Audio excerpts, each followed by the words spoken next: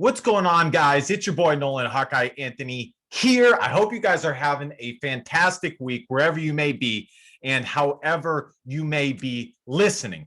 You guys seem to be really enjoying these videos, so I'm going to keep them coming at you. We have an interesting analysis video today with Iowa quarterback commit Carson May out of Oklahoma, 6'5", 200 plus pounds. I'll give you guys the exact measurements here in a moment.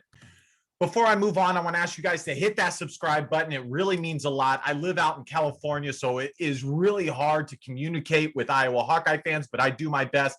Like I said, it would mean a lot if you hit that button and at the very least, comment, like, shoot me a message, whatever it is. Let's chat about the Iowa Hawkeyes. Last but not least, be sure to catch the NHA Podcast where we cover everything Iowa Hawkeye sports every Wednesday. You guys can see it on SoundCloud or listen to it and see it actually on YouTube, Apple Podcast, the whole 9 yards. Be sure to catch that. I'll put the link in the description box, and be sure to go to 247hawkeye.com. This is a really, really interesting analysis for pro-style quarterback Carson May and Iowa commit. The last two recruiting classes, Iowa has chosen or elected to go with a more mobile quarterback. Now, I will not say that that is the focus of what Ken O'Keefe and what Iowa looks for in quarterbacks. If you go back, they've really had a mixture. CJ Beathard, he could sling it, but he also could run fairly well. You look back, Ryan Boyle, he didn't end up with Iowa, but he could certainly move. Peyton Mansell could move as well. But the last two recruiting classes, Iowa has elected to go with two guys that are big framed at 6'5" for Carson May, 220 pounds, and can really, really move. I will say that the top thing, and I know this from what Ken O'Keefe has said, the top thing that he looks for in a quarterback is, can that guy make every throw? He is also very interested with what's in between the ears, but most importantly, he wants to see if the prospect he is looking at can make every throw. And I agree. I think that is widely important. I think that is the most important thing, especially for the Hawkeyes who run a pro-style offense. Carson May had offers from Old Dominion and Western Michigan. And, I got to say, it is interesting. Rivals has him ranked as a 5.7, so nearly a 4-star prospect. And for a guy like him, it is his caliber at a 5.7 ranking. It is strange that both Oklahoma State and Oklahoma missed out on him. Now, they could have found their guy, yada, yada, yada, but that just doesn't happen very often where a guy out of Oklahoma, a quarterback no less, slips out of the state. I do believe that Iowa may have a little competition towards the end. Looking back at some of the other quarterbacks that Iowa has landed, Deuce Hogan, Georgia was after him, and a few other schools. Alex Padilla, same thing. Georgia was after him. So I do think, number one, he can easily move up to 4-star status, and I do think Iowa will have some competition when it's all said and done. But they are in as good of a position as anyone, as they are the first Power 5 school to take that chance and give them that offer. The first thing that jumps out with Carson May here would be his frame. I gotta say, it is fantastic. I tend to like, 6'3" and above guys. I do believe that it gives those type of guys an advantage, being able to see over the offensive line. It is a big deal. And so his frame to me is what sticks out incredibly well. The second thing that sticks out to me is his mobility. And for a guy that is his size, the way that he can move is, you just don't see that, folks. You don't see that. And that, my friends, is why this dude is a Division I, Big Ten caliber player. The instant impact of this, I would say, is one, Iowa has their quarterback commit. Number two, and he will be their only quarterback commit for the year. Down the road, it will be interesting to see how this shakes out. If he ends up signing with Iowa, they have 247 Sports 4-star Joey Labus out of Ohio already there. Deuce Hogan, who was a 4-star, I can't remember by which site, but I would say he was considered a high 3-star guy. So there will be some competition for Carson May. But Spencer Petras, the incumbent starter, will either be done at the end of this year or next year at the latest.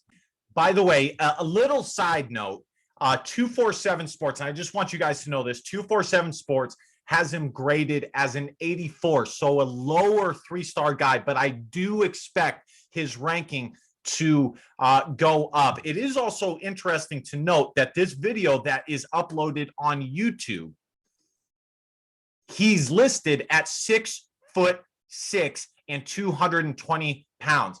For that size, I would say that the optimal weight will be somewhere between 230 and 250. And I know that is a wide range. I would say probably split the difference, and 240 or 245 would be the best playing weight for Carson May when he gets to Iowa. All right, guys, let's take a look at it and let's dive in. And while I'm about to play this, I do want to say to you guys, I have a slew of recruit analysis videos already in on Nolan Hawkeye Anthony YouTube page. So you guys can go and check that out. I believe I have Jack Dotzler. I believe I have a few more. That's just the guy that's popping off the top. All right, here we go. Here we go. Let's see if we can get a little bit of sound in this mug. All right. Instantly, we're seeing this play right here. The first play right off the bat, we can see three things. One, how well he moves. Two, that he can throw. That's a pro style throw, folks. Being able to throw when there is pressure in your face. Okay. That is a pro style throw. And I would say for me, the third thing would be his ability to throw on the run there. That is an excellent throw, my friends. Man, he is so much bigger than everybody else.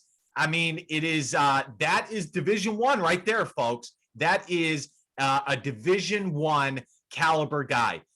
He literally just made, let's see how far that throw was that he made with 1 foot. They're at the 40.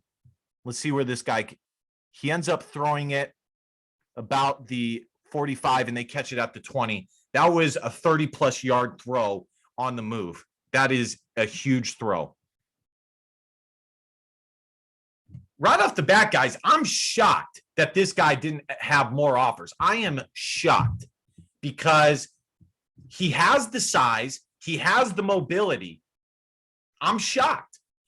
Maybe it's the level of competition he was playing against, but these are dimes. He has an excellent throwing motion. He can throw on the run. Look at the tight window that he just dimed that into. Wow. This is the first time I'm watching this, guys. This is my first time watching this, and I am shocked that this guy did not have more offers. I am shocked. Excellent throw right there. He does, I will say, all these throws are out of the shotgun. At Iowa, you have to play under center. You have to. With playing under little wildcat action, this is where we're going to see his mobility. Not a burner. He's not a burner, but he can move.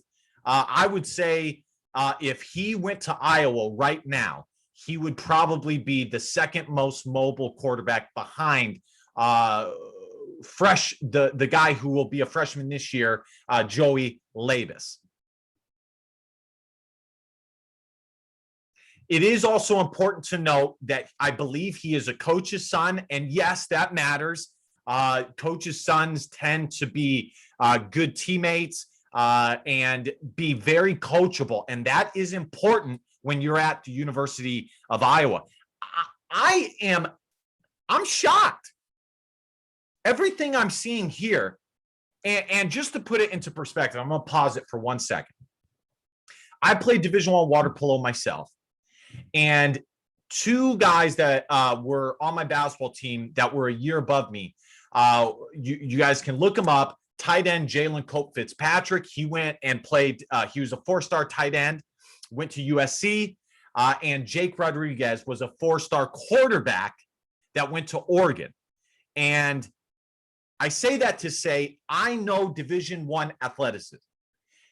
Everything I'm seeing, he checks every box. And I know you could say, well, Nolan, this is a highlight tape. Okay, but regardless of a highlight tape, not many people could make those throws or move the way he moves, especially not at the size. You cannot simulate this guy's size.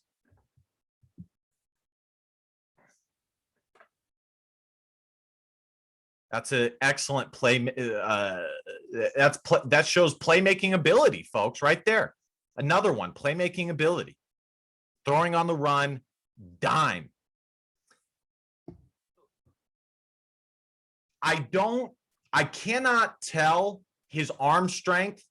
I don't think Ken O'Keefe would have offered if he could not make pro-style throws. That is the number one thing Ken O'Keefe looks at. There have been a couple of throws that he has made on the run with 1 foot, things like that, that to me shows that he has an acceptable arm. I wouldn't say he has an elite arm, but I would say that his mechanics are sound. There we go. There's some stat. I would say that he has very, very good mechanics or acceptable mechanics that will get better as he has his time at Iowa.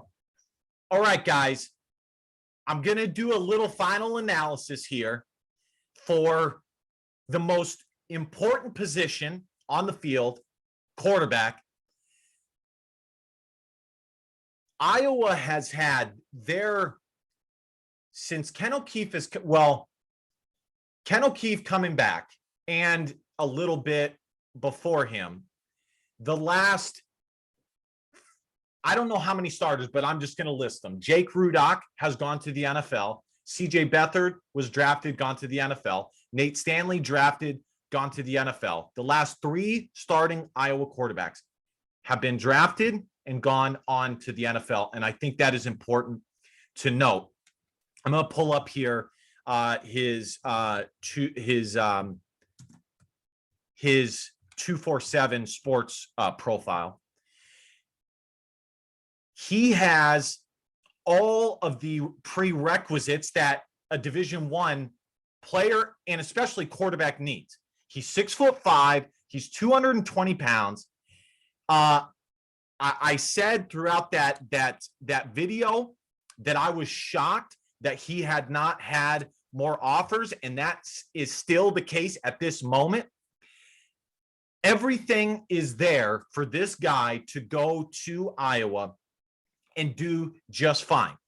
The only question mark I have would be how elite is his arm, because it is hard to tell in a highlight tape, I would say that it's just fine. I wouldn't say it's a concern, just a question mark. And the level of competition that he was playing against, I don't know. Now, myself, I tend to believe that a top tier guy or a Division I guy is a Division I guy, regardless of where he goes. I don't put a ton of stock in the level of competition that a guy plays against. Lastly, when Carson May was at an Elite 11 camp in Houston, he shined. And I do think that is important. Iowa, quite frankly, hasn't had a lot of Elite 11 guys. And I do think you can look at Elite 11 and look at guys who have had success and look and say, okay, that makes sense. Look forward in the future and say, okay, that makes sense. Overall, I am incredibly excited about this kid and his commitment. I'm excited that Iowa pulled the trigger. I think that he earned it by going to the camps, by staying patient. And the reality is that Iowa was, only if they felt super comfortable were they going to offer someone, especially at quarterback. Iowa does not offer just to offer. So if Ken O'Keefe offered this guy, they must have felt really, really good. And it is important to note that Iowa in back-to-back classes have taken a big framed, athletic quarterback, which lately with Nate Stanley and Spencer Petras has been something that Iowa has missed, which is a quarterback who can move. It's not the end all be all, but it is very important. And this will end up being, he will end up being a riser in the rankings. I fully expect him to rise. I do think Iowa will have a little competition, but for now, I am incredibly excited about this commitment. Thank y'all for watching. I really appreciate it. Again, be sure, hit that subscribe button. Be sure to comment, to like, the whole 9 yards. I really enjoy talking with you guys and getting to know you guys and hearing your opinions on the latest with Iowa Hawkeye sports. I'm going to continue doing these videos. I have wide receiver commit Jacob Bostic, which Kelton Copeland has done a phenomenal job at the wide receiver position, better than any other wide receiver coach in recent memory. And I have 2024, a 2024 commit out of the state of Iowa coming up, which I am excited about. Thank you for watching. Again, be sure to subscribe. And last but not least, DBAP, don't be a pussy willow. In fact, so your feelings don't matter. Have a good one, y'all. Bye. Go Hawks.